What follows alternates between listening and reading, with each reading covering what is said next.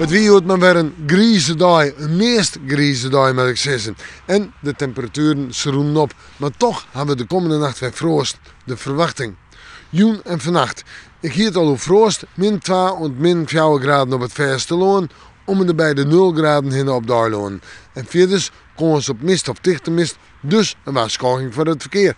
Maar ik kans op gladens, nog een waarschuwing voor het verkeer. En de wind is net al te sterk, zwak of zijn heetst matig uit het zuiden en het zuidwesten waait.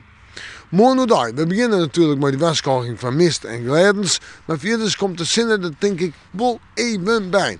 Temperaturen 0 en +4 graden, de hoogste temperaturen op Duiloon. De wind uit het zuiden en het zuidwesten waait, matig en vrij krachtig. Ja, dan heb je toch wel weer een wat koud waartype. Een wetterkoud waartype misschien wel. Zo mag ik het wel zeggen. Letter in de middag, in de joentijd, in de nacht, rein, ijzel en sneeuw. Dus nog altijd een kans op gladens. En die sterkere wind, nou die moet ik nog maar wat sterker, ik in de nacht.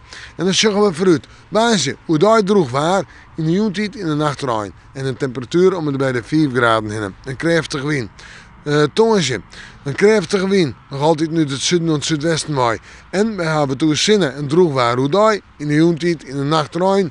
En dan wordt de wind sterker, krachtig onthut. Dan zetten we op naar Vreed, een temperatuur om er bij de zo'n graden heen, zo'n of 8 graden.